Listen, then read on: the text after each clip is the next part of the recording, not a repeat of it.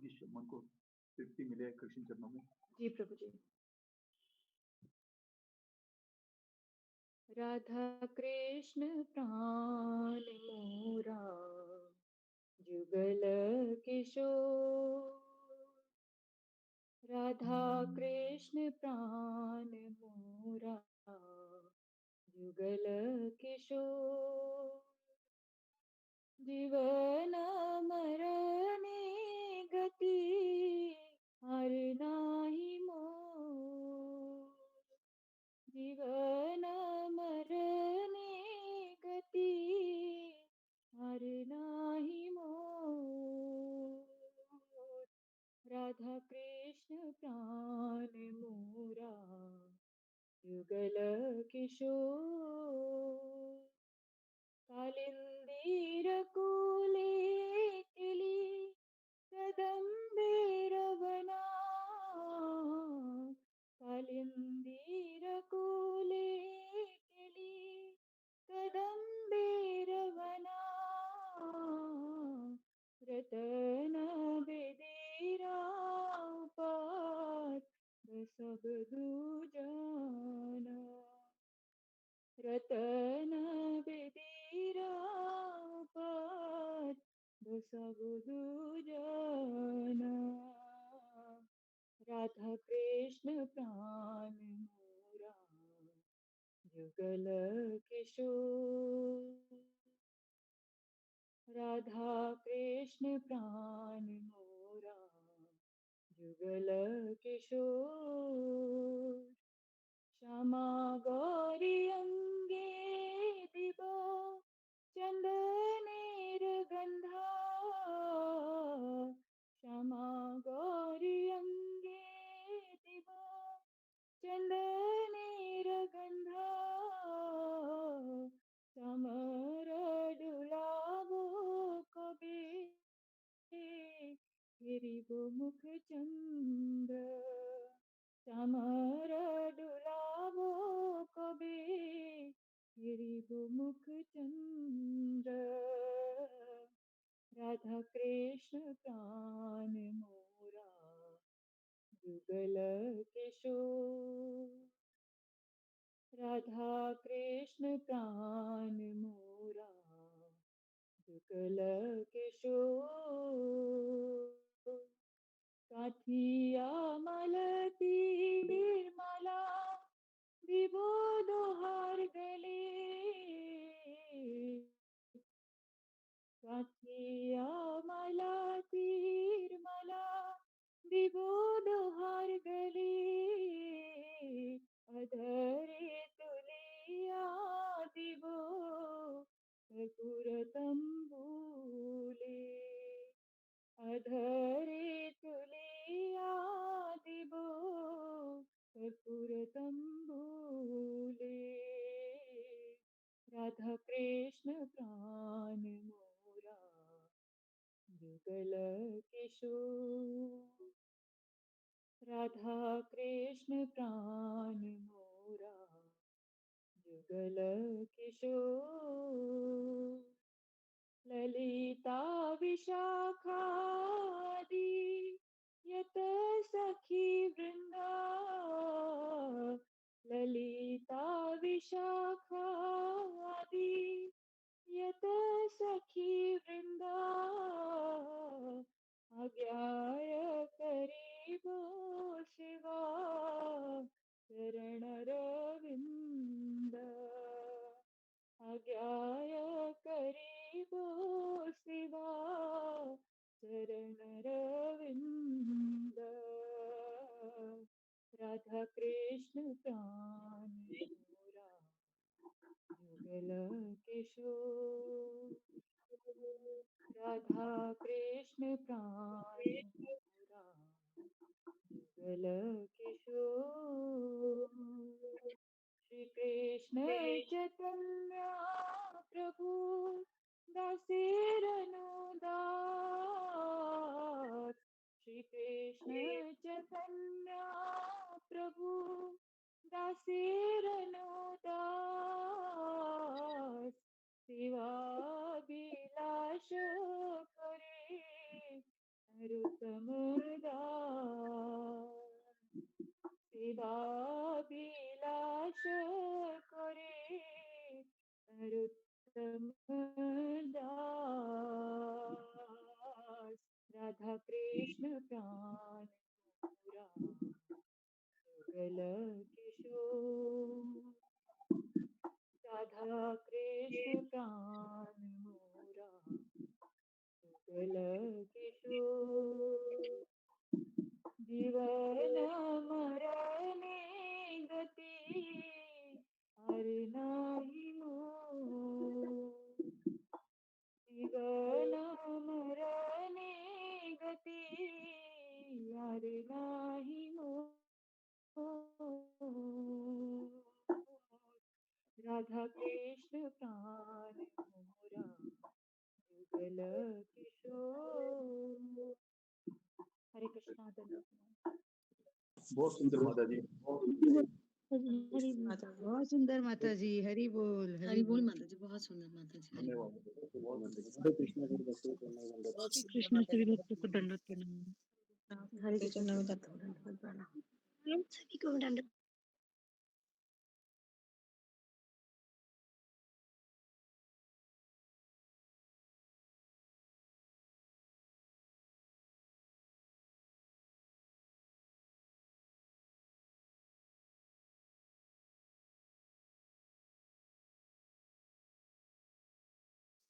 हरे कृष्णा। झूमा माता जी, आप तो फोन नंबर नहीं दिया मुझे।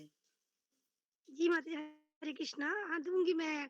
कल ममता जाना माता जी से बात हुई सुबह शाम को। आज मैं आपको कॉल करूंगी। जी माता जी। अच्छा ठीक है, शाम को ही कॉल करना। जी जी माता जी, हरे कृष्णा। हरे कृष्ण। हरे कृष्णा।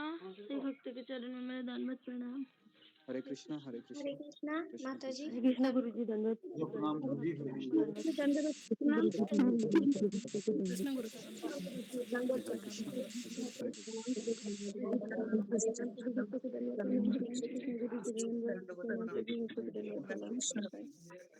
हरे कृष्णा हरे कृष्णा हरे हरे कृष्णा कृष्ण गुरु जी, प्रणाम। ओके, तो मेरे सामने देखिए राधा मदन मोहन जी, सब लोग दर्शन लीजिए राधा मदन मोहन जी का, और फिर हम आगे बात करते हैं। सबको दिखाई दे रहा है? जी गुरु जी। जी गुरु जी। ओके, तो राधा मदन मोहन जी का दर्शन लीजिए।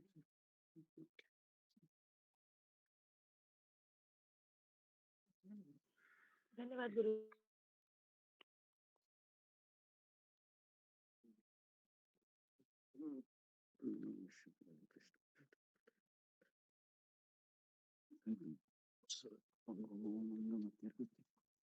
सर्वस्व पदाम्रोच राधा मदन मोहन।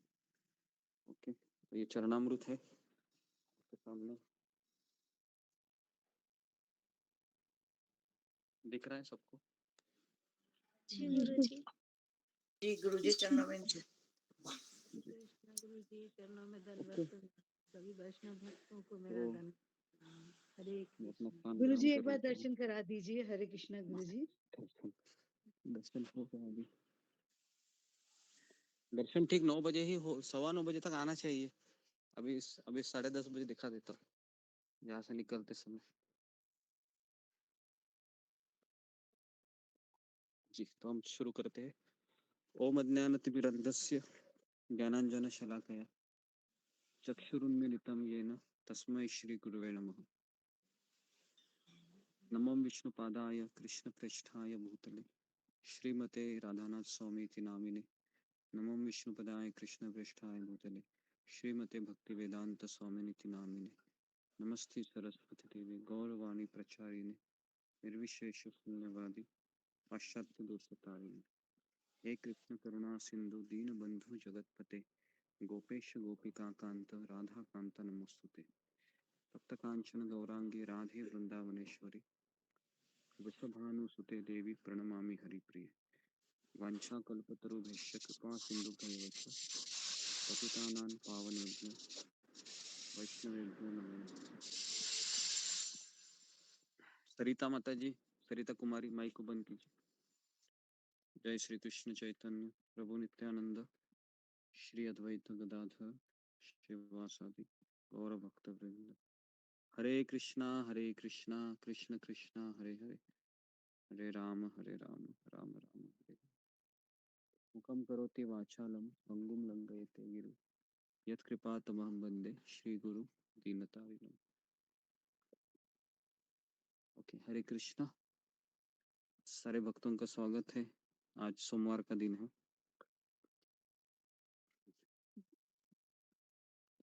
तो राधा मदन मोहन जी के प्रांगण में बैठे हैं। सौभाग्य बहुत बड़ा कि जब वृंदावन में राधा मदन मोहन जी है और स्वयं गोवर्धन इको विलेज में विराजित है। और कितना बड़ा सौभाग्य है कि मुंबई जैसे शहर में रहते हुए भी हम वृंदावन के राधा मदन मोहन जी के पास बैठकर आप लोगों को रोज हम गुरुदेव के बारे में बताते हैं। तो आज हम न्यू वृंदावन के बारे में चर्चा करेंगे। तो न्यू वृंदावन में एंट्री करने से पहले आप में से कितने लोगों को वापस एक वीडियो है, थोड़ा सा सिमिलर ही है लेकिन उसमें थोड़ा डिटेल है कि आप और एक वीडियो देखना चाहेंगे जो न्यू वृंदावन कम्युनिटी है किस तरह से ग्रो होती है ना जी। तो मुझे और एक वीडियो मिला था, तो आप देख सकते हो कि किस तरह से अमेरिकन लोगों को हम केवल टीवी पे देखा है, लेकिन जब मैं स्वयं अमेरिकन लोगों को इस तरह से देखता हूँ तो अचरज में पड़ जाता हूँ कि ऐसा बड़ा परिवर्तन कैसे हो सकता है। अमेरिकन, यूरोपियन, अफ्रीकन ऐसे लोगों में, है ना। तो फिर मुझे समझ में आता है कि पारसमणि है वह लोहे को सोना बना सकता है और उसमें लोहे का कुछ गुण नहीं होता है, ये सारा गुण उस पारसमणि का होता है। और फिर जब भी हम शिला प्रभुपाद जी को देखते हैं तो पता चलता है कि ये पारसमणि है जिन्होंने लोहे जैसे अनेक बद्ध जीवात्माओं को सोने के रूप में रूपांतरित किया, है ना। और परम पूज्य राधानाथ स्वामी महाराज भी ऐसे ही पारसमणि है जो मेरे जैसे ऐसे बहुत सारे जो लोहे का हृदय है या बद्ध जीव है उनका उन्होंने उद्धार किया है। तो अभी हम आपको उस वीडियो को दिखा देते हैं और फिर मैं आप उस वीडियो को देखिए।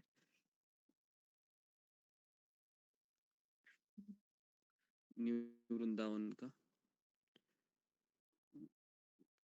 44, ओके।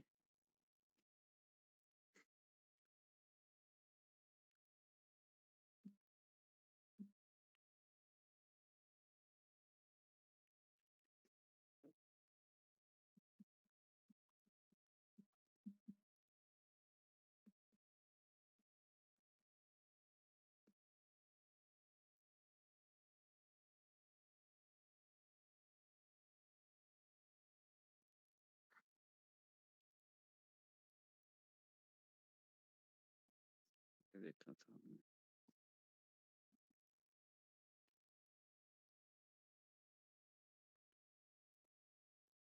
जी, सबको दिखाई दे रहा है? जी गुरु जी। ओके। जय गुरु।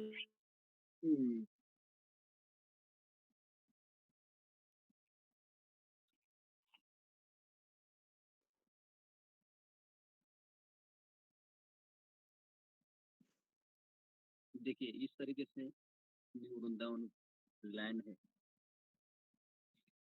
ये शुरुआत है इस्कॉन की। जस्ट प्रभुपाद को केवल 1 साल ही हुआ था इस्कॉन संस्था की स्थापना करते हुए। 1966 को स्थापना की, 65-66 को। और फिर 2 साल के पश्चात फिर ये कीर्तनानंद स्वामी महाराज है। कीर्तनानंद स्वामी महाराज ये आध्यात्मिक एक संन्यास गुरु है राधानाथ स्वामी महाराज के, और प्रभुपाद के पहले शिष्य हैं। और देखिए ये इस तरह से मृदंग लेकर जाते थे। और ये देखिए, ये जो आप देख रहे हो ये विंटर है न्यू वृंदावन का। सब जगह पर केवल बर्फ ही बर्फ दिखाई देगी आपको। कोई भी झाड़ को पत्ते नहीं रहेंगे, कुछ नहीं रहेंगे। लेकिन ऐसे हालातों में भी वह रोज सेवा देते थे 10 से 12 घंटा।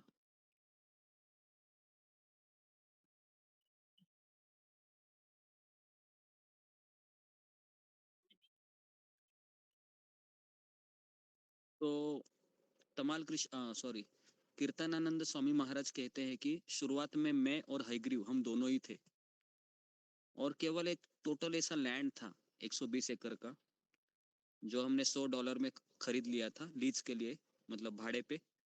100 साल का एग्रीमेंट था, और हम सोच रहे थे कि अभी क्या करें।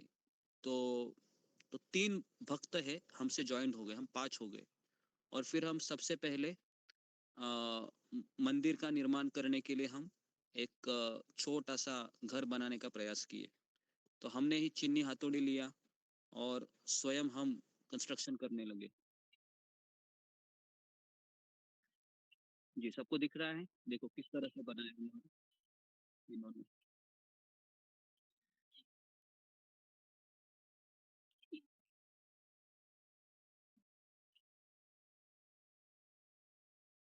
तो ये सारे भक्त लोग हैं। थोड़ा सा दिखने में क्लैरिटी नहीं है, लेकिन ये सारे भक्त लोग न्यू वृंदावन के सब अमेरिकन हैं।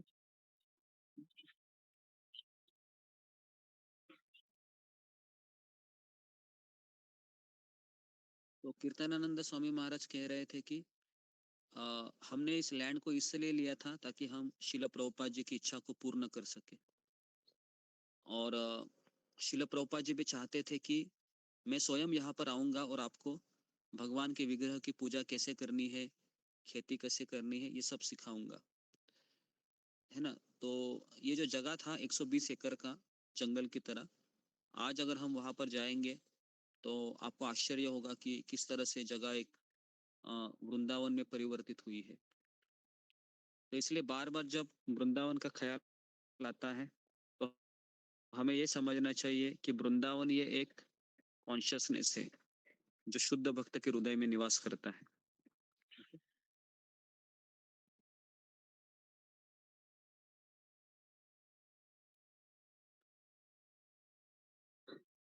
कीर्तनानंद महाराज कह रहे थे कि शिला प्रभुपाद जी की इच्छा थी कि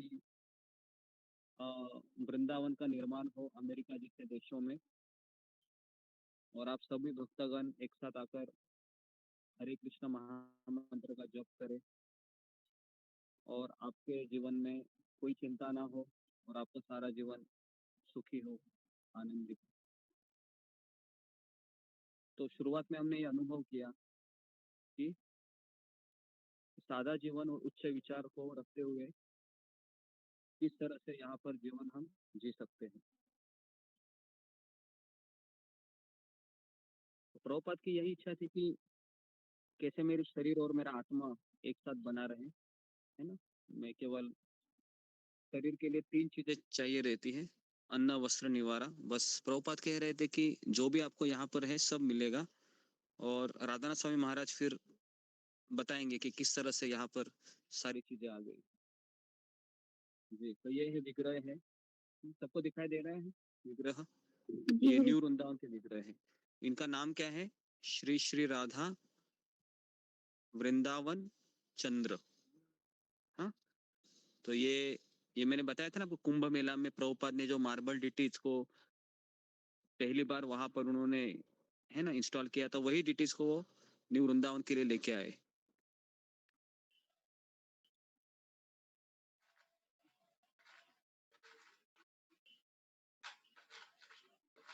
तो इस तरीके से देखिए, ये भी कलम में देखा था किस तरह से ये लोग खेती करते थे। उस समय की बात है, आज से 40-50 साल पूर्व की बात है ये। तो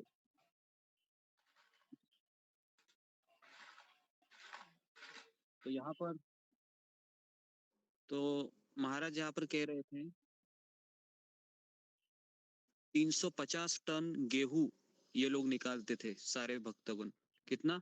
350 टन। उसके बाद चावल और ये सारे ये निकालते थे भक्तगण। और इस तरह से जीवन जीते थे।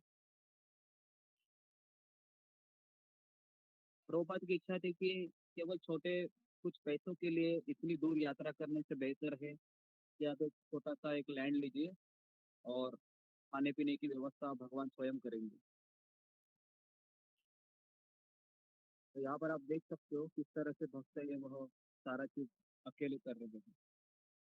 ना कोई फैक्ट्री है ना, देखिए ये बड़ा फैक्ट्री है, तो वहाँ पर वह जो भी उनके है ना एप्पल है, ग्रेप्स है ना, यहाँ पर उनकी भी खेती ये करते थे। तो यहाँ पर आप देख सकते हैं किस तरह से ये सुंदर जीवन जी रहे थे।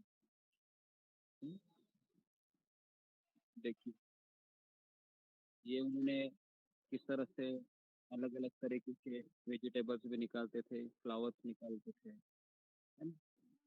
तो कृष्ण की इच्छा ही थी कि हम सभी लोग सुखी हो, संतुष्ट हो।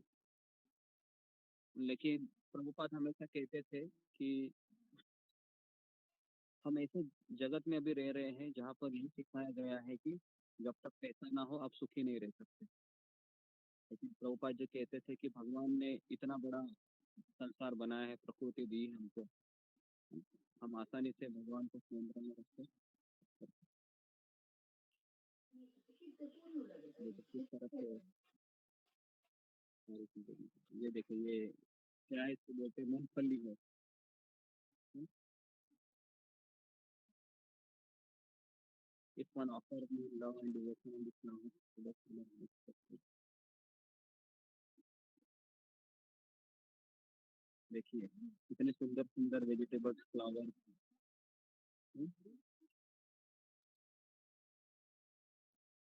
फिर ये शाम को क्या करते थे, खेत खेत खत्म होने के बाद सब लोग एक साथ जमा होते थे, आरती करते थे भगवान के, भगवत गीता पढ़ते थे, है ना, डांस करते थे, देखिए इस तरीके से, है ना। और फिर प्रसाद लेके सो जाते थे। बस इनका जीवन इसी पे चलता था पूरा जीवन, है ना। यहाँ पर शादी भी करते थे स्त्री पुरुष, और एक साथ रहकर बच्चे को जन्म देने के पश्चात फिर उनके लिए गुरुकुल का भी कार्य प्रभुपाद जी ने शुरू किया, है ना। तो प्रभुपाद जी ने यहाँ पर एक दृष्टांत तो दिया कि व्यक्ति कृष्ण भावना से अपने जीवन को सुखी बना सकता है। और यहाँ पर आप देख सकते हो, देखो बच्चे भी किस तरह से डांस कर रहे हैं, है ना। ये देखिए ये गुरुकुल के बच्चे हैं, कुछ बोल रहे हैं लेकिन आपको सुनाई नहीं दे रहा होगा, लेकिन ये बहुत अच्छे अच्छे पोयम बोल रहे हैं, है ना। कितने भाग्यवान लोग हैं ये, है ना। बड़े अमेरिकन है, लेकिन इन्होंने अपने पिछले जन्म में भगवान की बहुत भक्ति कर ली होगी। आवाज मेरा सुनाई दे रहा है ना? हरे कृष्ण। जी गुरु जी। गुरु जी जी गुरु सुनाई जी। दे रही है। जी देखिए कितना सुंदर दिख रहे हैं तिलक लगा के, ऐसा लग रहा है कि स्वर्ग लोक से डेमी गॉड से आए हैं बच्चे के रूप में, है ना? तो शिला प्रभुपाद जी ने छोटे बच्चों के लिए गुरुकुल की स्थापना करवाई, है ना। और कांग्रेगेशन में से कोई माता जी है ना, वह उनको पढ़ाती थी। देखिए किस तरह से ड्राइंग करते थे बच्चे, भगवान श्री कृष्ण के चित्रों को पेंट करते थे। तो बचपन से ही इनको बहुत आसानी से कृष्ण भावना का प्रशिक्षण देने के लिए प्रभुपाद जी ने इनको टीचर को ट्रेन कराया, है ना। देखिए किसी माता जी बैठी है और उनको भगवान श्री कृष्ण की अपने बच्चे को भी संभाल रही है, देख रहे हैं। वो उसका खुद का बेटा है वो, जो उसके उसको पकड़े। दिखाई दे रहा है सबको किस तरह से पढ़ा रही है, है ना। देखिए जी गुरु जी दिखाई दे रहा हाँ, ये छोटे छोटे बच्चों को वो पढ़ा रही है ना। स्टोरी सुना रही है माता जी जैसे बोले कृष्ण की, फ्लूट बजा के दिखा रही है। फिर बच्चे भी ट्राई कर रहे हैं, देखो फ्लूट बजाने का, है ना। माता जी बोल रहे हैं कि कैसे हम पंछी किस तरह से उड़ते थे, कौन कौन बताएगा। देखिए फिर इस तरह से वो ड्रामा करने के लिए भी सिखाते थे बच्चों को। कितना सुंदर जीवन है ये। हम केवल इसको थ्योरी में पढ़ते हैं, लेकिन प्रभुपाद जी ने इसको वास्तविक रूप से करके दिखाया। तो इस तरह से ये जो बच्चे हैं, यह भगवान श्री कृष्ण की लीलाओं का आ, एक तरीके से ड्रामा करते हैं, है ना। अब ये बच्चा है ना, फ्रॉग है, जो फ्रॉग है ना, फ्रॉग वगैरह इसका इमिटेशन करते थे। और फिर कुश्ती भी खेलते थे एक दूसरे से, जिस तरह से कंस के साथ भगवान कृष्ण ने खेला था। तो ये सब उनको सिखाते थे न्यू वृंदावन में।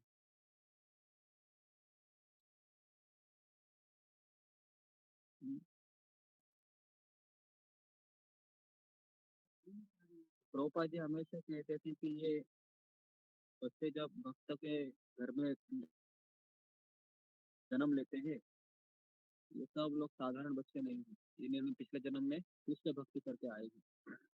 तो हमें इनका विशेष ध्यान रखना चाहिए।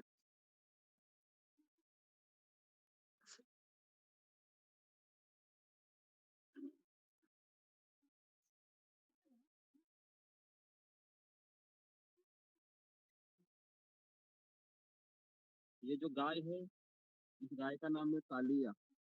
और शिला प्रभुपाद जी यही कहते थे कि इस कालिया गाय का ही दूध प्रभुपाद जी पीते थे। और प्रभुपाद जी ने कहा था कि 65 सालों में कभी मैंने इतना सुंदर दूध नहीं पिया था। तो इस तरीके से भगवान श्री कृष्ण भी आ, अपने शुद्ध भक्त के आदान प्रदान कर रहे थे।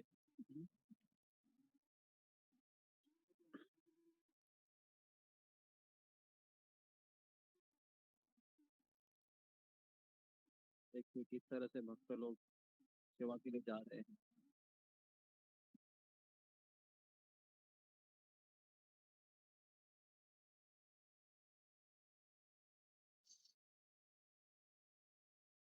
तो परम पूज्य राधानाथ स्वामी महाराज को भी यही सेवा दी गई थी न्यू वृंदावन में।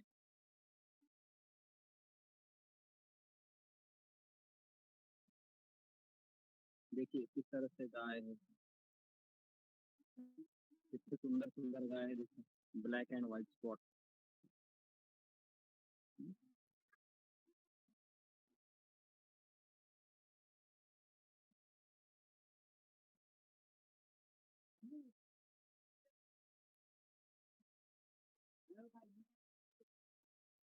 देखो यहाँ पर आप देख सकते हो किस तरह से गाय को बछड़ा जन्म दे रही है, और भक्त लोग किस तरह से बछड़े को निकाल रहे हैं, है ना?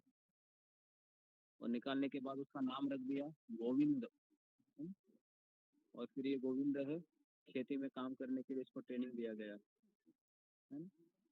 तो इस तरह से भक्तगण अलग अलग तरीके से सेवा करते थे। तो जी, जी, जी, जी। तो इस तरह से कितने सारे गाय दूध देते थे।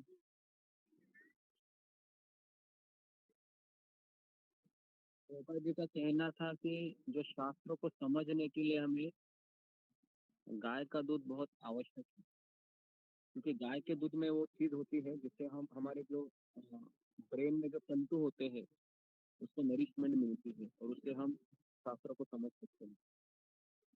तो इस तरह से देखो किस तरह से इन्होंने ये बनाया, क्या बोलते हैं, पनीर। फिर चपाती सेकते थे, है ना, पूरियाँ तल रहे थे।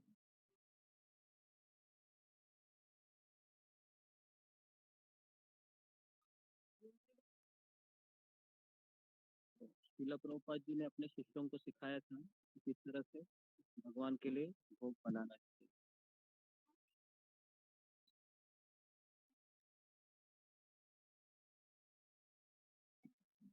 देखिए किस तरह से लकड़ी के ऊपर खाना बनाते थे, समोसा, लड्डू, ये सब चीजें बनाते थे सारे बच्चे लोग। यहाँ पर आप देख सकते हो एप्पल चटनी भी बना रहे हैं, कितना मेहनत के बाद। और ये फिर भगवान के लिए प्लेट बनाए जाते हैं, तुलसी पत्ता रख रही है माता जी। तरह से भगवान को भोग लगाएं।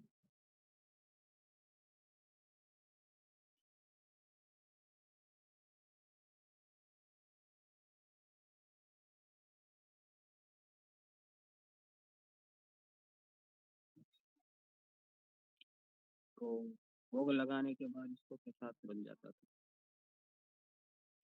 और फिर हर संडे के दिन प्रसाद वितरण होता था। तो इस तरीके से प्रभुपाद जी ने ये करके दिखाया कि कृष्ण को लेकर पूरा संसार सुखी हो सकता है।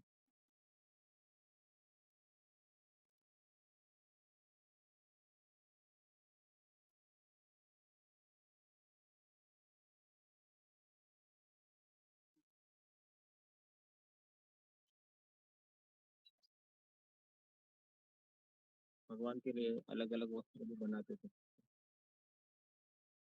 यहाँ पर आप देख सकते हैं किस तरह से माता जी फूलों का हार बना रही है भगवान के लिए। जब भी कोई कुकिंग के लिए लकड़ियाँ चाहिए होती है तो लकड़ियाँ काटा जाता था और फिर बैल के माध्यम से उनको लिया जाता।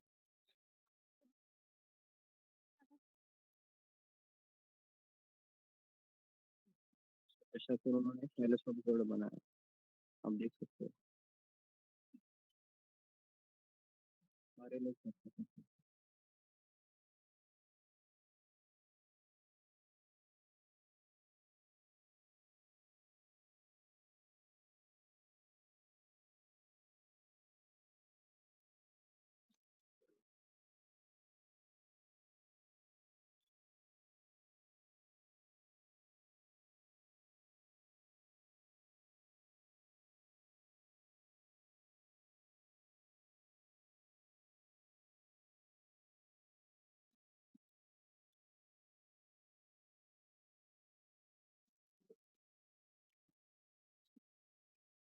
ओके जी, तो यहाँ पर मैं रुक जाता हूँ। ओके, तो कैसा लगा आपको? देखने के लिए तो सबको अच्छा लगता है। बहुत सुंदर गुरुजी। हरि बोल, हरि बोल, हरि बोल। बहुत ही सुंदर।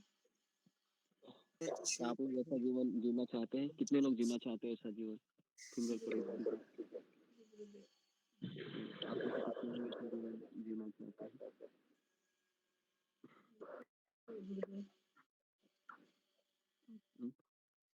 जी, तो क्या करें? चलो न्यू वृंदावन चलना है सबको। जी गुरुजी। न्यू वृंदावन, जी गुरुजी। जी गुरुजी। न्यू वृंदावन चलेंगे। ओके, तो हम राधानाथ महाराज से चालू करते हैं न्यू वृंदावन। जी, गुरुजी से बढ़कर कुछ आनंद तो है ही नहीं दुनिया में, संसार में, जगत। आप अगले जन्म में पुरुष बन के जन्म लेना, ठीक है? तो फिर आप ये सब कर सकते हैं। सब लोग बंधे हुए हैं। वृंदावन। सर प्रणाम गुरुदेव। हाँ हाँ, गुरु जी announcement एक करना है। नई भक्त आए हैं रीना कोहली माता जी, ज्वाइन किया उन्होंने। जी जी जी जी जी, तो हम उनका स्वागत करते हैं हमारे सत्संग में। और हम सारे भक्तों के अच्छे स्वास्थ्य और भक्ति के लिए 3 बार हरे कृष्ण महामंत्र का उच्चारण करते हैं। हरे कृष्णा हरे हरे कृष्णा कृष्ण, हरे कृष्ण, हरे कृष्ण, हरे हरे, हरे राम, हरे राम, हरे राम, हरे राम, हरे राम, हरे राम, हरे राम, हरे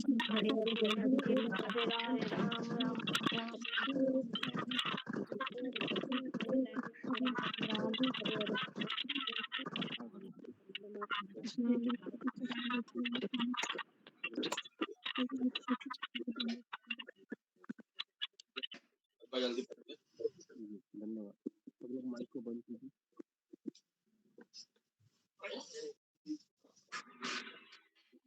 हरजीत कौर माइक को बंद करो। देव कुमार।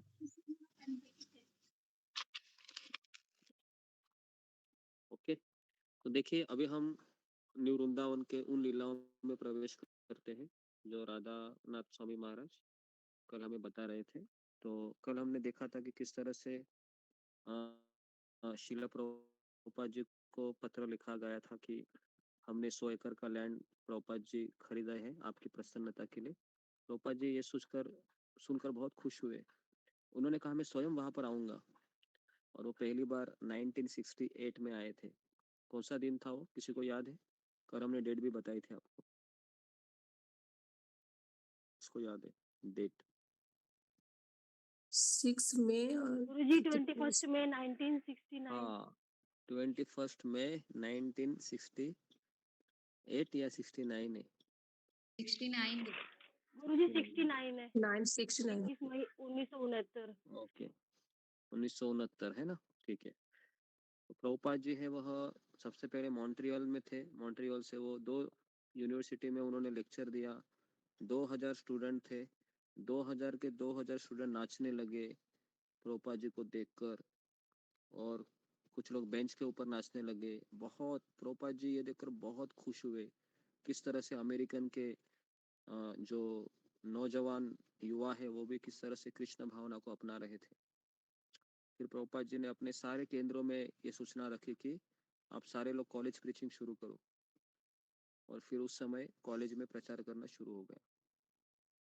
फिर इस तरीके से प्रभुपाद जी पहली बार 19 मई 1969 में न्यू वृंदावन में प्रवेश किए। चलते चलते वो 3 माइल का वो अंतर है, और 3 माइल के कीचड़ में से हमको ऊपर जाना होता है।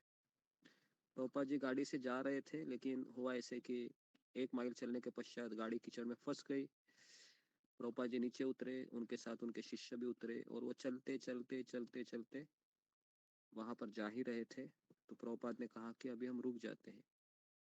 तो प्रभुपाद जी बैठ गए, और प्रभुपाद जी ने अपने सारे शिष्यों को कहा, पता है हम क्यों रुक गए? क्योंकि कीर्तनानंद महाराज थक गए बहुत। तो सारे भक्त हंसने लगे। तो इस तरीके से महाराज बता रहे थे कि पहली बार श्रील प्रभुपाद ने अपने लोटस फीट, अपने चरण कमल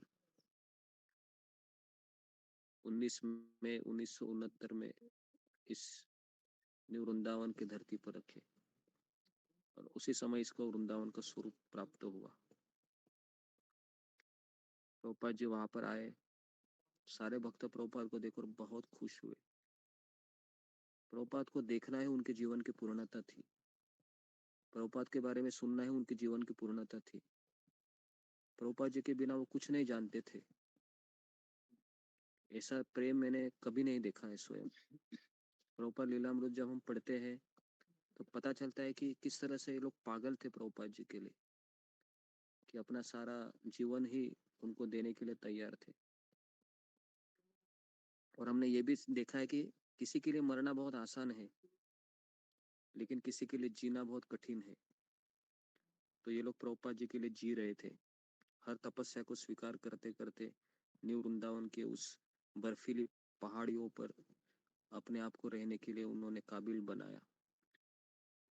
प्रभुपाद जी वहां पर आए। सुबह शाम प्रभुपाद जी वहां पर प्रवचन करते थे, और रात को अनुवाद करते थे। प्रभुपाद ने उनको सिखाया कि किस तरह से यहाँ पर जो भी कुछ उगता है उसी से आप संतुष्ट रहिए। बाहर का कोई भी चीज आप यहाँ पर मत लाइए। तो शीला प्रभुपाद जी न्यू वृंदावन में 1 महीना रहे, और 1 महीना वो वहां पर एक कालिया नाम की गाय थी, उसका दूध पीते थे। और प्रभुपाद जी ने कहा कि मैंने जिंदगी में ऐसा दूध पिया नहीं। और वहां पर फ्रेश वेजिटेबल, फ्रेश फ्रूट, ये सारी चीजें डिवोटीज उगाते थे। तो राधानाथ महाराज कह रहे थे कि एक बार सारे भक्तों ने ये फाइंड आउट किया कि वहां पर एक घास उगती है नेचुरली, और फिर भक्तों ने देखा कि इस घास को खा सकते हैं, है ना। उनको लगा कि ये इस मतलब इसको खा सकते हैं। जैसा आपको पता है कि जिस तरह से कुछ वेजिटेबल होते हैं, है ना, जिसको हम पालक कहते हैं, मेथी कहते हैं, इसको हम खाते हैं। तो उसी तरह से वहां पर नेचुरली एक वीड्स करके उसको कहते हैं पोक वीड्स। तो फिर पता है फिर क्या बनने लगा? तो महाराज कहने लगे फिर पोकवीड की सब्जी, पोकवीड का परोठा, पोकवीड की चटनी, है ना, पोकवीड का परोठा, चपाती, पोकवीड का स्वीट, ये सब बनने लगा। तो महाराज कहे कि प्रभुपाद जी भी बहुत खुश थे ये देखकर, क्योंकि वो पोकवीड्स नेचुरली वहां पर उगता था। तो इस तरह से प्रभुपाद जी वहां पर 1 महीना रहे, रात को अनुवाद करते थे और दिन भर में प्रवचन देते थे और अपने शिष्यों को मार्गदर्शन करते थे। प्रभुपाद जी ये देखकर बहुत प्रसन्न थे कि किस तरह से मेरे शिष्य हैं, वह जो हमारे आचार्यों ने बताया है सिंपल लिविंग हाई थिंकिंग, उसके ऊपर चलना चाह रहे हैं। और जब गुरु प्रसन्न होते हैं तो कृष्ण प्रसन्न होते हैं, और जब कृष्ण प्रसन्न होते हैं तो फिर सारी कृपा उस शिष्य को प्राप्त हो जाती है। और ठीक ऐसे ही वहां पर हुआ।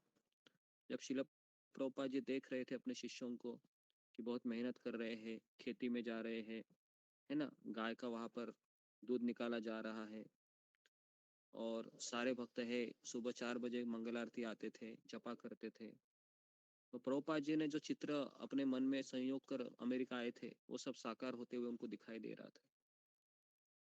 प्रभुपाद जी अंदर से बहुत खुश हुए, और इसलिए भगवान श्री कृष्ण उस अमेरिका के न्यू वृंदावन जैसी जगह पर प्रकट हुए। भगवान श्री कृष्ण, राधानाथ महाराज कह रहे थे कि वहां पर ऐसी कोई सुविधा नहीं थी।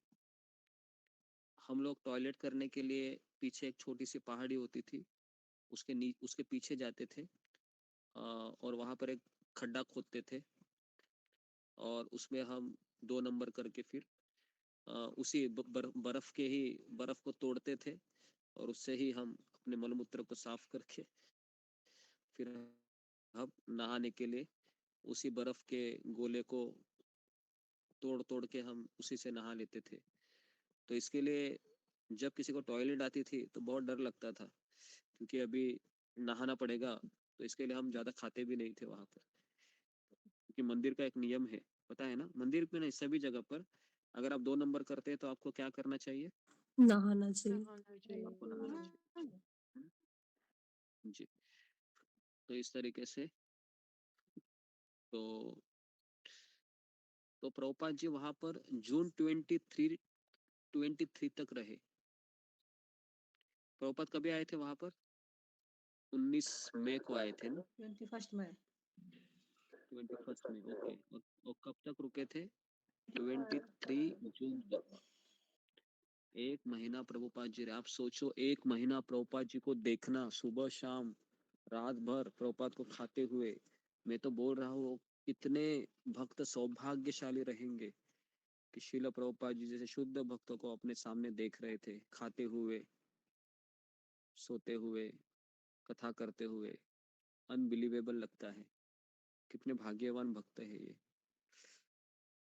तो महाराज कहते हैं कि प्रभुपाद ने हमें जाते हुए यही सिखाया कि कोई मशीन के ऊपर आप डिपेंड मत रहिए, अपने जीवन को बहुत साधारण बनाइए, और भगवान श्री कृष्ण की कृपा के ऊपर आश्रित रहिए। कोई टेक्नोलॉजी, है ना, कोई भी बाहर की चीज, इनके ऊपर आप निर्भर मत रहिए। यहाँ का वातावरण बहुत बहुत ही पवित्र है। आप सब लोग जपा कर रहे हैं, मंगल आरती कर रहे हैं, भगवान कृष्ण को भोग लगा रहे हैं, तो ये वृंदावन है। तो इस तरीके से शिला प्रभुपाद जी ने उनको सिखाया।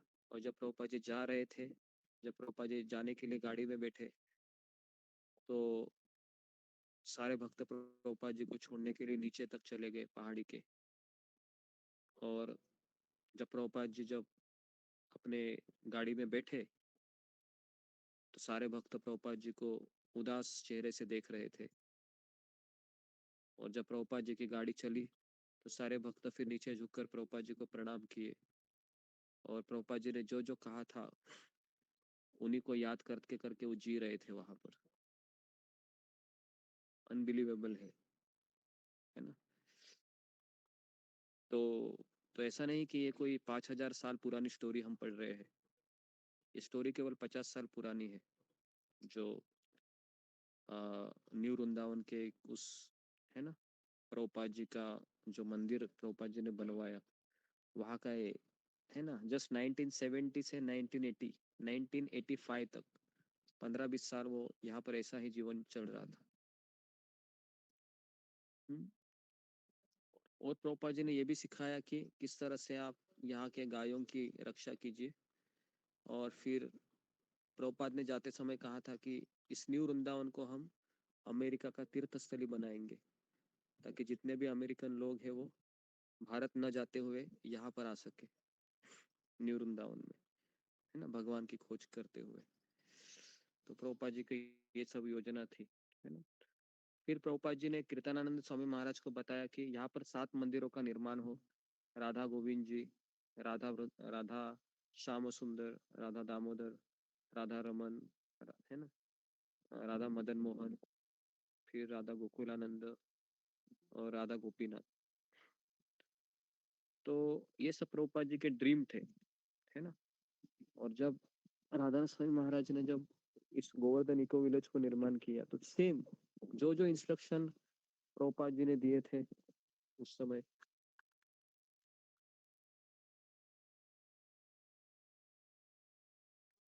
वो सारे उन्होंने पूर्ण किए यहीं पर, भारत में। तो इस तरीके से महाराज बता रहे हैं सारी चीजें, जो जो महाराज बता रहे हैं मैं आपको जस्ट ट्रांसलेट करके बता रहा हूँ। ओके, तो शिला प्रभुपाद जी हमें छोड़कर चले गए, और हम हर दिन प्रभुपाद जी को याद करते हुए जीवन जी रहे थे। और फिर महाराज कह रहे हैं कि 1970 में शिला प्रभुपाद ने 4 अपने शिष्यों को संन्यास दिया था। और लॉस एंजलिस करके जगह है अमेरिका में।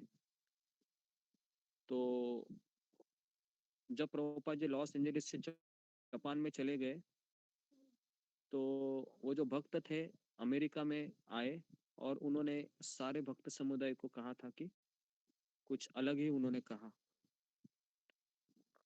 जो गलत प्रचार उन्होंने शुरू किया था 4 सन्यासियों ने, तो उन्होंने कहा कि हम प्रभुपाद जी को पहचान नहीं पाए, प्रभुपाद जी स्वयं कृष्ण है करके।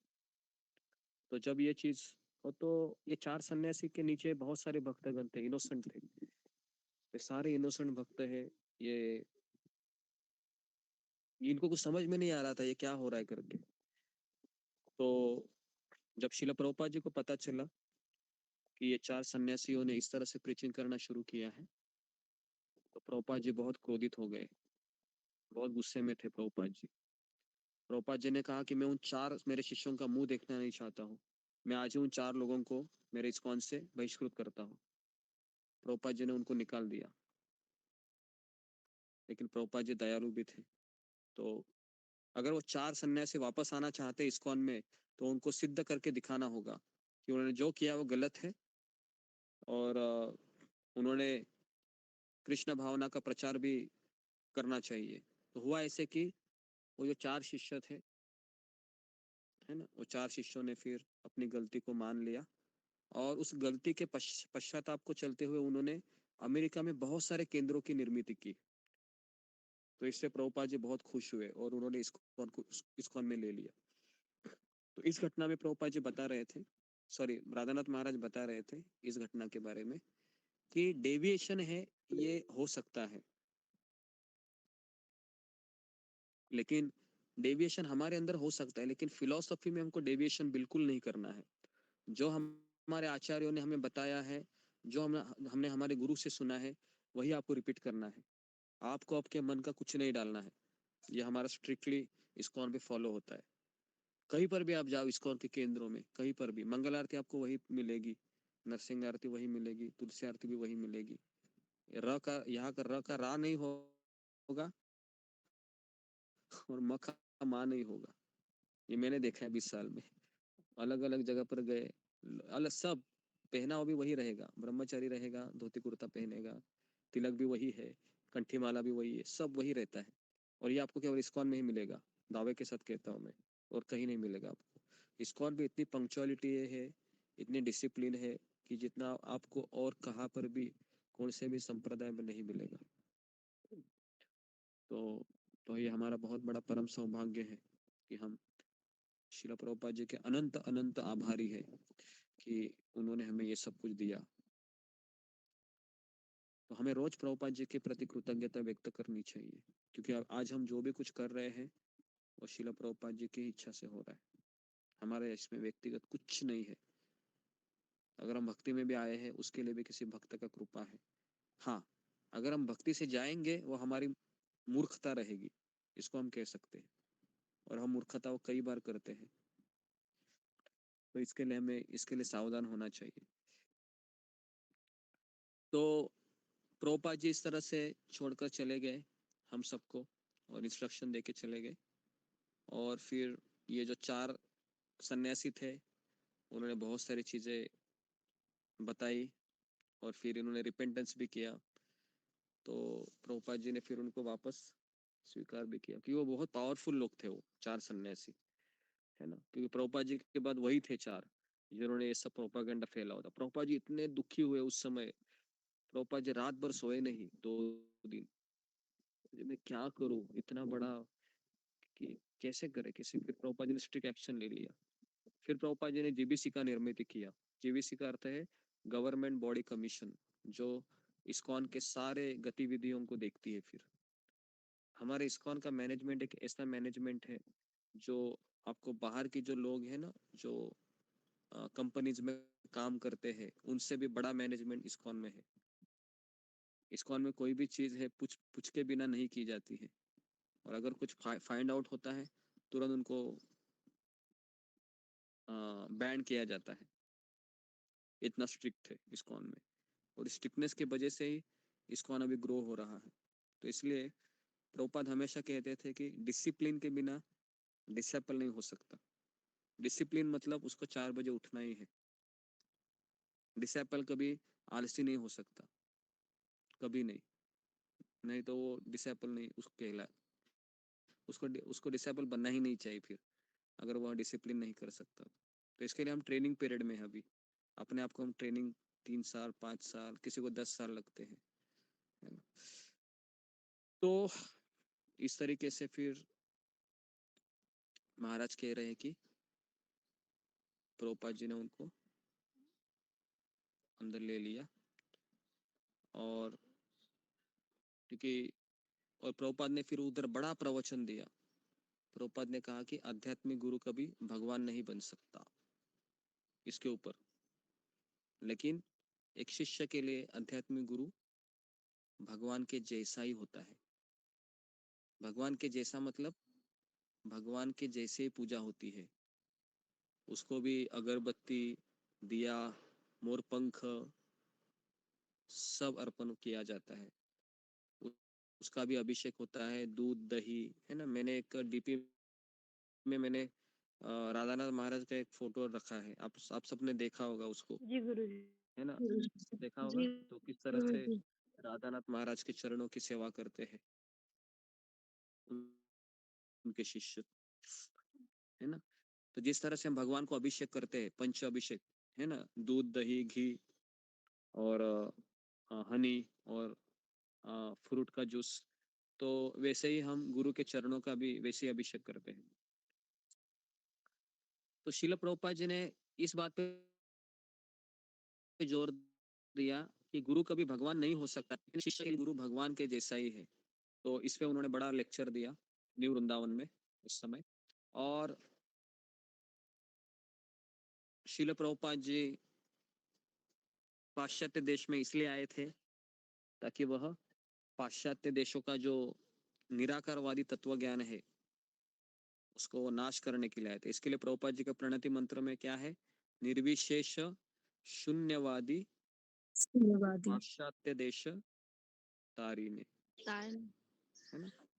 हम रोज गाते हैं ना, निर्विशेष शून्यवादी पाश्चात्य देश तारीने। पाश्चात्य देश मतलब अमेरिका यूरोप, है ना। निर्विशेष मतलब भगवान को निराकार मानते थे। शून्यवाद मतलब भगवान ही नहीं है। तो ऐसे लोगों को तार दिया, किसने? प्रभुपाद प्रभुपाद जी जी। ने। तो इसलिए प्रभुपाद जी का परिणति मंत्र में वो सब है। तो इस तरीके से प्रभुपाद ने कहा कि जिसको भी अगर इस्कॉन में रहना है तो मेरी किताबें पहले ध्यान से पढ़ो।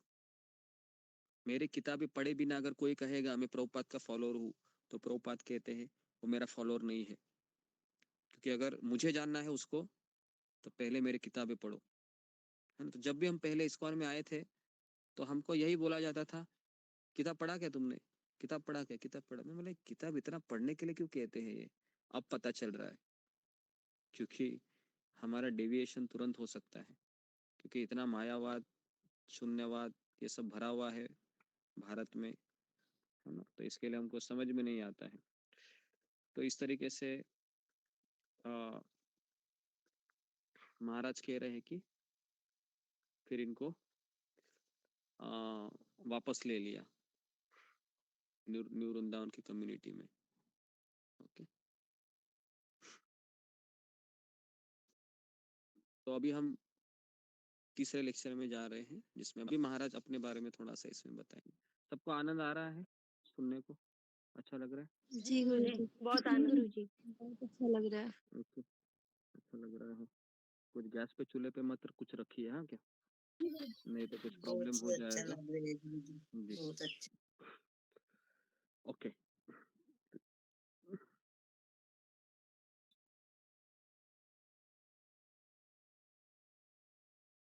तो प्रभुपाद जी का ऐसा कहना था, प्रभुपाद जी कहना था कि ये जो फिलॉसफी है जो इन 4 सन्यासियों ने कही थी, इसको किसी मंदिर में वापस कहना नहीं चाहिए।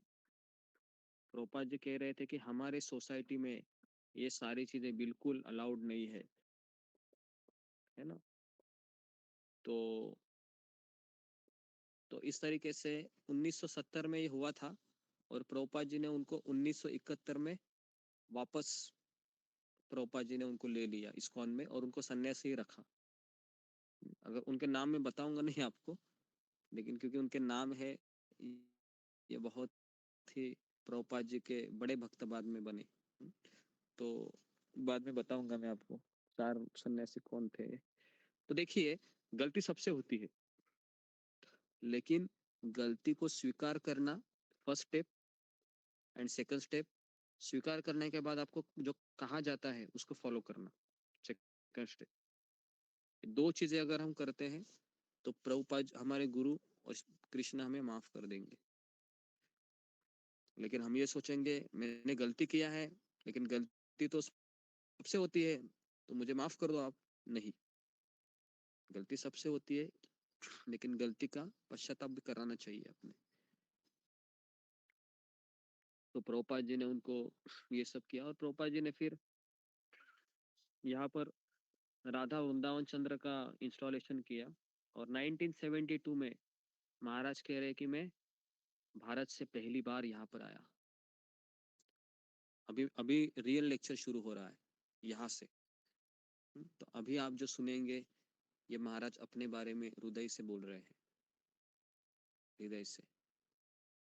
क्योंकि ये जो 4 लेक्चर है ये मैं जहाज में बहुत सुना करता था, बहुत, क्योंकि मुझे इमोशनल सपोर्ट चाहिए होता था, और मैं इमोशनल सपोर्ट कहाँ पर ढूंढूं उधर। तो मैं राधानाथ महाराज के प्रवचन सुन कर ही अपने दिल को बहला लेता था, और यही वो प्रवचन थे। तो राधानाथ महाराज का आवाज जब कानों में पड़ता था तो ऐसा लगता था कि बस इसके आगे और कुछ नहीं चाहिए। तो महाराज अभी कह रहे हैं कि 1972 में मैं न्यू वृंदावन में आया, भारत से आया था मैं। मेरी दाढ़ी बड़ी हुई थी, मेरे बाल बड़े हुए थे, और मैं केवल जीन्स की पैंट और टी शर्ट वही मैं पहनता था। तो जब मैं यहाँ पर आया तो मैं एक भारत के साधु की तरह दिख रहा था, है ना। तो जब अमेरिकन के भक्तों ने जब देखा मुझे, प्रभुपाद के शिष्यों ने, तो उन्होंने मुझे अप्रिशिएट नहीं किया। सब लोग मुझे अजीब तरीके से देखते थे, कौन आया, कहाँ से आया ये। तो महाराज कह रहे थे कि किसी ने मुझे स्वागत नहीं किया मेरा, लेकिन मैं यहाँ पर मेरे गुरु के लिए आया था। मेरे गुरु चाहते थे कि मैं वृंदावन में रहूं, तो महाराज कह रहे थे कि उस समय यहाँ पर केवल हयग्रीव प्रभु और उनका फैमिली रहता था।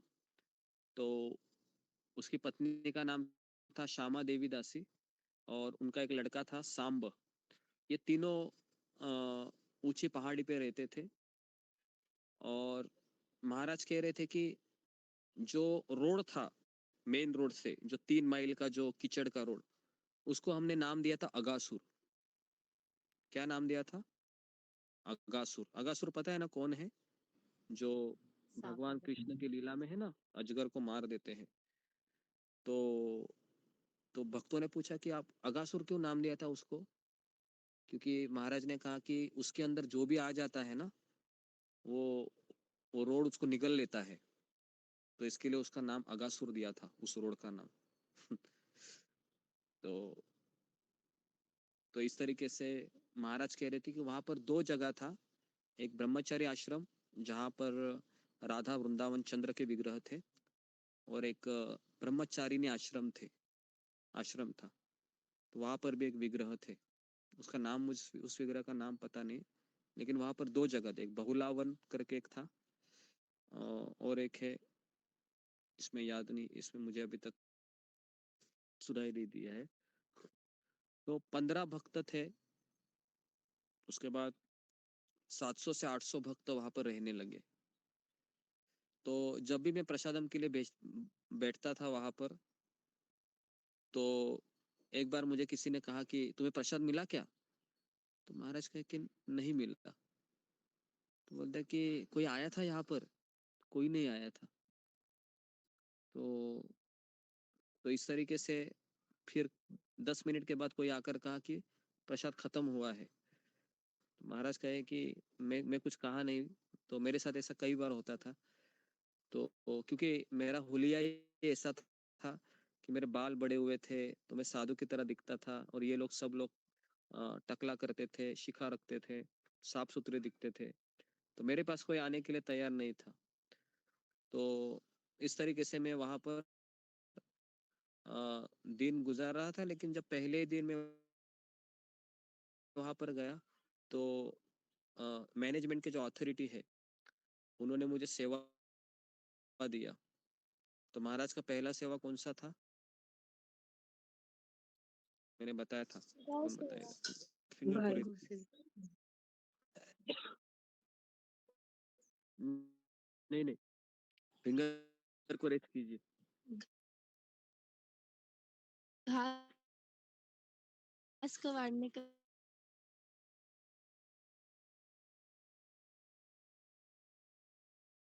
ओके जी, ओके जी।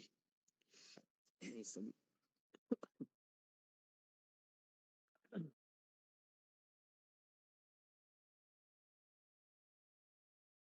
जी। हरे कृष्ण काटने की थी, प्राण होते हैं, तो महामंत्र तो करते हुए देखिए, घास को काटते महाराज कह थे। रहे मुझे पहला सेवा वहां पर ये मिला कि, और कौन सा वो, स्ट्रॉबेरी की। और वहां पर छोटे छोटे घास उग कर आए थे। तो उसने कहा महाराज को कि अब तुम जाओ जरा रिचर्ड, और जरा वो घास काटो करके। तो महाराज उसके पास जाकर कहे कि घास काटो, घास काटना तो और महाराज है, महाराज कह रहे थे कि मैं हिंसा नहीं करूंगा, क्योंकि कृष्ण भी गीता में कहते हैं कि हिंसा जो अथॉरिटी है, महाराज के पास आकर कहता है कि भगवान श्री कृष्ण ने अर्जुन को यह भी कहा था कि तुम अपने रिश्तेदारों का वध करो मेरी प्रसन्नता के लिए। महाराज समझ गए कि मुझे करना ही होगा।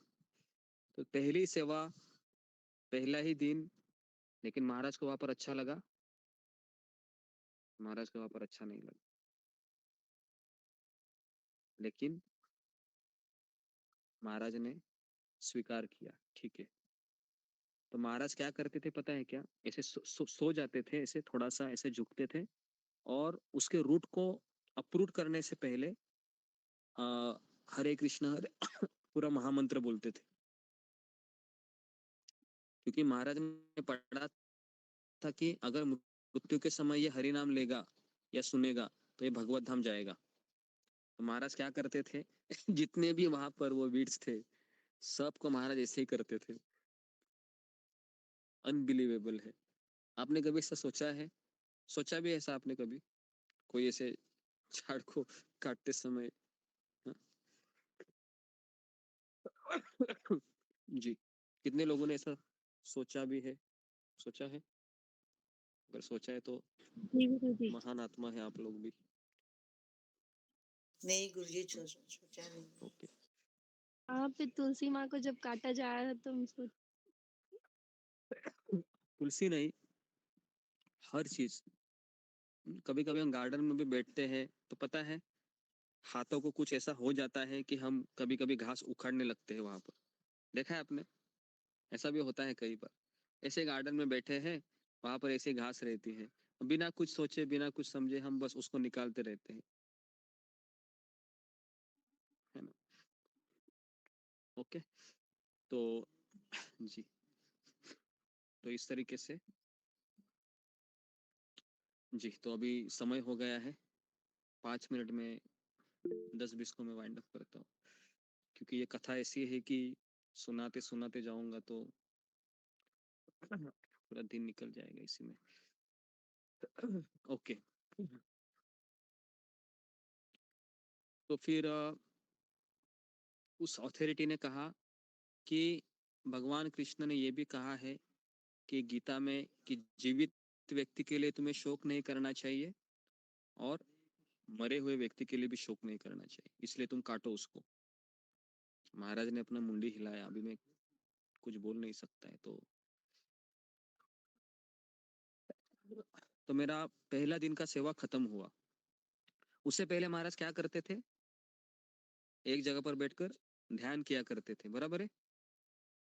ध्यान किया करते थे ना, हिमालय में, है ना? हमने अनोखा सफर किताब में देखा। और अभी जी महाराज को, हाँ, तो देखो ध्यान करना आसान है और किसी के अंडर रहना आसान है। दोनों में से क्या क्या आसान है? जी, फिंगर को रेज कीजिए। आपको दोनों में से क्या आसान लगता है? सुबह से शाम तक किताब पढ़ते रहना, माला जप करते रहना, ये आसान है, या सुबह से शाम तक किसी के अंडर रह के सेवा करते रहना? जी, हाँ, इसका उत्तर आप जरा दे दीजिए मुझे, क्योंकि इसमें भी एक बहुत बड़ा क्वेश्चन है। जी, मंजू सिंह। हरे कृष्णा गुरुजी, दंडवत प्रणाम। गुरुजी, मुझे लगता है कि किसी के अंडर रह के सेवा करना, जिसने सेवा दी है उसकी इच्छा के अनुसार सेवा करना ये मुश्किल है। क्यों? हरे कृष्णा गुरुजी, दंडवत प्रणाम। गुरुजी, इसलिए मुश्किल है क्योंकि जो सेवा होती है वो जिसने सेवा दी है उनकी इच्छा के अनुसार, उनकी संतुष्टि के लिए करनी होती है। हम दूसरे व्यक्ति को अगर जानते हैं कि उसे किस तरह का काम चाहिए, तो हम उसको ठीक तरह से करते हैं। लेकिन जब हम कोई रैंडमली काम हमें मिलता है, तो हमें उसको बार-बार करके सामने वाले को संतुष्ट करना पड़ता है। इसमें कष्ट होता है, इसमें एफर्ट्स लगते हैं। तो हम वो एफर्ट नहीं डाल पाते हैं उतना, इसलिए जो है हमें ये मुश्किल लगता है। हरे कृष्णा गुरुजी, दंडवत प्रणाम। ओके, तो बेसिकली देखो, आपके घर का ही उदाहरण मैं दे रहा हूँ। घर में कलह क्यों होता है? क्योंकि हम किसी ना किसी के अंडर रहना हमको पड़ता है, बराबर है? वो बोलता है ऐसा जी करो गुरुजी। तो ऐसा करना है, बराबर है? तो किसी के अंडर रहना हमको पसंद है क्या? पति को भी पसंद रहता है मैं पत्नी के अंडर रहूं? नहीं, नहीं। बराबर है? अशोक चावला प्रभु, ऐसा ही है ना? किसी को किसी के अंडर रहना अच्छा लगता है ना? 15 साल से रह रहे हैं, हाँ, है ना? अशोक चावला प्रभु को तो 40 साल हुए होंगे, है ना, जी पत्नी के साथ गुरुदेव। रहते हो, जी गुरुदेव। बराबर ना? क्या अभी भी आपको ऐसा लगता है कि मैं पत्नी के अंडर रहूं 40 साल के बाद भी? नहीं गुरुजी। नहीं ना? फिर देखो, तो इसलिए ये आसान है क्या? इतना ये नहीं, आसान नहीं है किसी के अंडर रहना, बहुत कठिन है ना? तो इसके लिए वापस बता रहा हूँ कि 24 घंटा अपने हिसाब से भक्ति करना ये आसान है, लेकिन इसको भक्ति भी नहीं कहते हैं। भक्ति योग मतलब क्या? किसी के अंडर रह के भक्ति करना। ये कठिन है क्या? नहीं। 1 घंटा भी कर सकते हो क्या आप? 1 घंटा भी कठिन है। 1 घंटा आपको पीछे पड़ेगा, अरे ये नहीं किया 2 गाली मिलेगा, अरे ये नहीं किया 2 गाली मिलेगा। तो आप बोलोगे छोड़ दो यार, चला जाता हूँ, मैं दूसरे मंदिर में जाता हूँ। तो हमारा ऐसा हो सकता है और ऐसा ही होता है। ठीक है, तो अभी महाराज को अगले दिन सेवा दी गई थी कि वही व्यक्ति आ गया और उसने महाराज को कहा कि ये ले लो बंदूक। महाराज ने पूछा क्यों? तो कहा कि यहाँ पर जंगली कुत्ते आते हैं और वो हमारे जो मक्के का जो घास है, मक्का, उसका तहस नहस करते हैं, है ना। तो तुमको क्या करना है? क्या करना है तुमको? उसको मार देना है। महाराज ने सोचा अभी मैं इसको मना करूंगा तो ये क्या करेगा? क्या करेगा ये? वापस भगवत गीता का कोटेशन देगा, बराबर ना? भगवत गीता का कोटेशन देगा कि गीता में भगवान ने ये लिखा है, गीता में भगवान ने ये लिखा है। तो महाराज ने कहा कि मैं इसको इस समय कुछ नहीं बोला क्योंकि मुझे पता है ये मना करने के बाद क्या करेगा। तो महाराज कहे मैं सुबह से शाम तक बंदूक लेके खड़ा था उधर, तो बहुत सारे कुत्ते आ गए, लेकिन मैं उनको उनके पीछे पीछे भाग कर भगाता था, लेकिन मेरी हिम्मत नहीं हुई उनको गोली मारने की। तो ये महाराज के पहले 2 दिन का सेवा मैंने बताया आपको। बताओ, आज जो वर्ल्ड प्रीचर है परम पूज्य राधानाथ स्वामी महाराज, जो इतने लोगों के गुरु है, जिनके एक दर्शन के लिए दुनिया तरस रही है, उनकी क्या सेवा थी इस्कॉन में पहले 2 दिन? ये सेवा थी, किसी को मारने की। हाँ? अंदाजा लगाइए जरा, अंदाजा लगाइए। तो इसलिए महाराज को पहले 2 दिन ही समझ में आया मुझे यहाँ रहना है तो क्या करना होगा? फॉलो करना होगा। Yes sir, yes sir, yes sir. अगर आप घर में भी बोलते हैं यस पति जी, यस पति जी, यस पति जी, तो क्या बोलेगा? पति बोलेगा बाप रे बाप रे, प्रवचन सुन के तो बहुत बड़ा असर हो रहा है, और सुनो और सुनो, शाम को भी सुनो बोलेगी, है ना। और जब आप बोलोगे no sir no sir no sir, फिर क्या बोलेंगे? फिर बोलेंगे कि तुम्हारा प्रवचन सुनना बंद करो, अभी कुछ फायदा नहीं हो रहा है। तो इसके लिए सबको कौन सा व्यक्ति अच्छा लगता है? Yes sir, yes sir, yes हाँ सर, जी, हाँ जी, बोल। है ना, बराबर हाँ है। जी। अगर आप यहाँ पर यस सर नहीं बोलेंगे तो आपको गुरु को यस सर बोलना पड़ेगा, कहीं नहीं तो कहीं बोलना ही है ना, बराबर कि नहीं। गुरु को नहीं बोलेंगे तो पति को बोलना पड़ेगा, पति को नहीं बोलेंगे तो बच्चों के सामने बोलना पड़ेगा, यस बेटा, यस बेटा, यस बेटा, कहीं ना तो कहीं बोलना ही आपको। तो बुद्धिमान व्यक्ति सोचता है क्यों ना मैं एक भक्त को यस सर बोलूं, हमेशा हमेशा उसको मना नहीं करूंगा। ठीक है, ओके। तो अभी 10:20 हुए हैं, तो मैं यहाँ पर रुकता हूँ। तो ये अभी कल से ये हम 4 से 5 दिन यही चलेगा सत्र। तो आप इन सत्रों को आइए, क्योंकि ये ऐसे सत्र है जो यूट्यूब पे कहीं पर नहीं अवेलेबल है, क्योंकि राधानाथ स्वामी महाराज के बारे में न्यू वृंदावन के कहीं पर भी लेक्चर नहीं है। ये केवल 4 लेक्चर महाराज ने दिए हैं, उसके आधार पे हम बोल रहे हैं। ओके, तो किसी का कुछ सवाल है कि, कि तो फिंगर को रेज कीजिए। तो कैसा लगा ये आपका महाराज का जर्नी? थोड़ा इंटरेस्टिंग लग रहा है? जी गुरुजी। मुझे अच्छा लगा। किस तरह से महाराज का जर्नी है जी? सुजाता,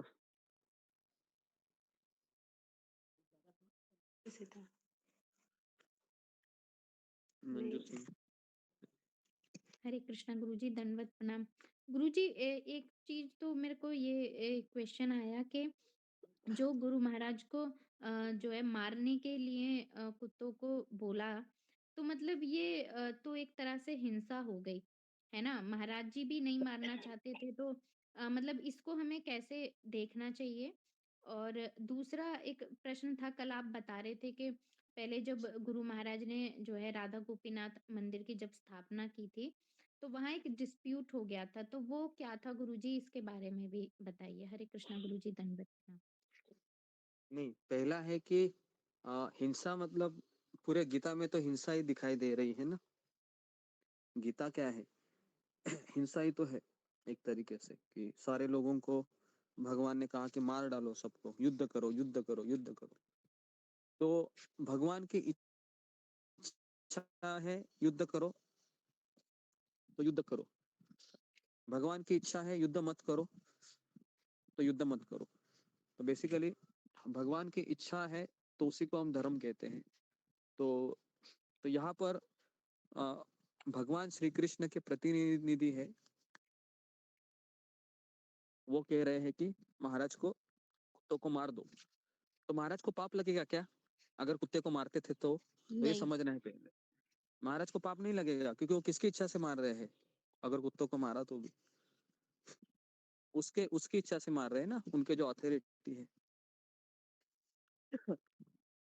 तो इसके लिए बेसिकली हाँ, ये चीज हमको समझना चाहिए। और दूसरा है कि वो जो 4 सन्यासी थे, उन्होंने यही कहा कि हमसे बहुत बड़ा अपराध हुआ है कि हम प्रभुपाद जी को पहचान नहीं पाए। फिर उन्होंने कहा कि प्रभुपाद जी स्वयं भगवान श्री कृष्ण है।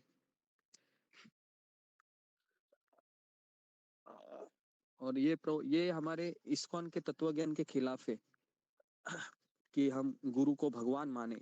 मतलब भगवान मानना चाहिए, लेकिन कृष्ण है करके, कि गुरु कृष्ण है, मतलब जो पूर्ण पुरुषोत्तम भगवान है, ये गलत है। लेकिन गुरु भगवान ही होता है शिष्य के लिए। तो इसको समझना बहुत जरूरी है। तो इन्होंने इसको गलत तरीके से लिया था 4 सन्यासियों ने। इसके लिए प्रभुपाद जी बहुत भड़क गए। ओके, तो जब कोई शिष्य कहता है कि आप मेरे लिए भगवान है, तो बराबर है, भगवान के जैसे है। लेकिन अगर शिष्य ये कहता है कि आप ही कृष्ण हो, आप ही पूर्ण पुरुषोत्तम भगवान हो, तो ये गलत हो जाता है। या फिर अगर शिष्य ये भी कहता है कि आप मुझे कृष्ण जैसे ही हो, कृष्ण जैसे हो, वो भी गलत है ना? लेकिन मैंने तो भगवान को देखा नहीं,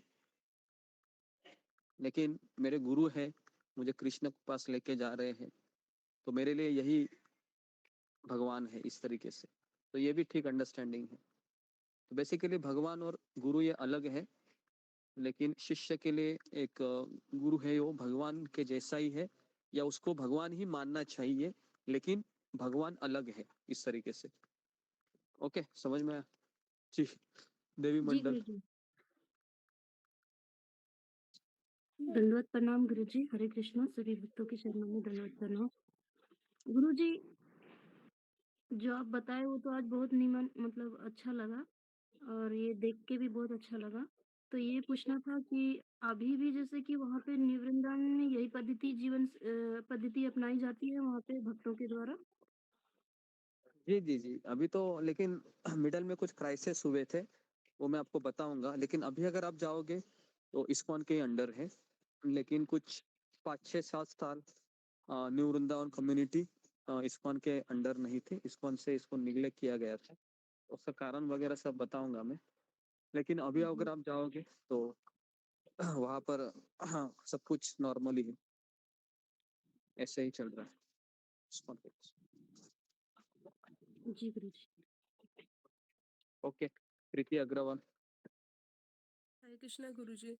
गुरुजी, जो आपने आज का ये बताया वो 4 सन्यासियों द्वारा जो प्रचार था कि प्रभुपाद जी ही कृष्ण है, तो इस वाले इंसिडेंट से गुरुजी मतलब इस्कॉन की महानता का पता चल रहा है। मतलब वैसे सन्यासियों ने गलत किया, बट एक तरह से देखा जाए तो उनका अपने गुरु के प्रति स्नेह था। मतलब आदर भाव था कि उन्होंने ऐसा कहा कि भी वो है, लेकिन प्रभुपाद जी चाहते तो अपने आप को कृष्ण के समतुल्य बना के अपने आप को पूजने, मतलब वो पूजने हैं, लेकिन मतलब उन्होंने जैसा कलयुग में बहुत सारे गुरु ऐसे कर रहे हैं, मतलब हम देखते हैं अपने आसपास, वो अपने आप को पुजवा रहे हैं भगवान बना के, लेकिन प्रभुपाद जी ने ऐसा नहीं किया। मतलब ये एक बहुत अच्छी और बहुत बड़ी और बहुत महानता वाली बात है प्रभुपाद जी के लिए। और एक तो ये कह रहा था गुरुजी, मैंने एक सेकंड क्वेश्चन मेरा ये था कि जो वो घास वाली बात है, तो जैसे हमारे घर में भी बहुत सारे जीव जंतु होते हैं, लेकिन हम क्या करते हैं उनके साइज के अकॉर्डिंग उनको, जैसे अगर खरगोश है उसकी हत्या कर रहे हैं तो वो पाप है कि वो मतलब बड़ा है, लेकिन हमारे चींटी में भी उतनी ही आत्मा है जितनी खरगोश में है। तो चूहा है उसमें भी उतनी है। हम चूहे को तो पिंजरे में पकड़ के बाहर फेंक देते हैं, लेकिन अगर वगैरह हम उस पर स्प्रे, अगर घर में कॉकरोच वगैरह रहते तो उसका गुरुजी कैसे क्या करना चाहिए कि उनको भगाने के लिए? अभी उसका कैसा होता है ना, पहले तो मैंने सुना चाहता कि घर में क्लीनलीनेस रखना चाहिए। ये कॉकरोच जी क्यों आ रहे हैं, मक्खियाँ क्यों आ रही है, चींटियाँ क्यों आ रही है, बराबर है ना? जी क्लीनलीनेस नहीं होता है तभी तो ये आता है ना? और फिर आने जी के हाँ बाद हमको मारना पड़ता है। कॉकरोच है, छिपकली है, ये है, वो है। तो अगर वो भगवान के अल्टर में कुछ कर रहे हैं तो हमको मारना चाहिए, क्योंकि भगवान का अल्टर खराब कर रहे हैं, जैसे चूहे है, ये सब चीजें। लेकिन मारते समय हमें इस चीज का भी ध्यान रखना चाहिए कि क्या भी अपना घर को साफ सुथरा रखते हो ताकि ये लोग नहीं आए। क्या इसके लिए मेरा प्रयास है, ये भी अपने आप को पूछना चाहिए, है ना? जी गुरु हाँ बेसिकली जी मारना तो अवॉइड ही है। और अगर मारते और अगर गलती से मर जाता है ऐसा लगता है तो फिर उसके लिए आपको एक माला का जप करना चाहिए, आइडली, अगर एक्सीडेंटली होता है तो। समझ में आ रहा जी गुरु जी। है? ओके, ठीक है। तो धन्यवाद गुरु जी। ओके, तो यहाँ पर मैं रुकता हूँ। आप सबका बहुत बहुत धन्यवाद। परम पूज्य राधानाथ स्वामी महाराज की जय। श्रील जय कृष्ण जय जय जय जय कृष्ण गुरुजी दंडवत जय प्रणाम। कृष्ण गुरुजी जय धन्यवाद। कृष्ण गुरु जी कृष्ण गुरुजी धन्यवाद दंडवत कृष्ण गुरु जी प्रणाम। धन्यवाद।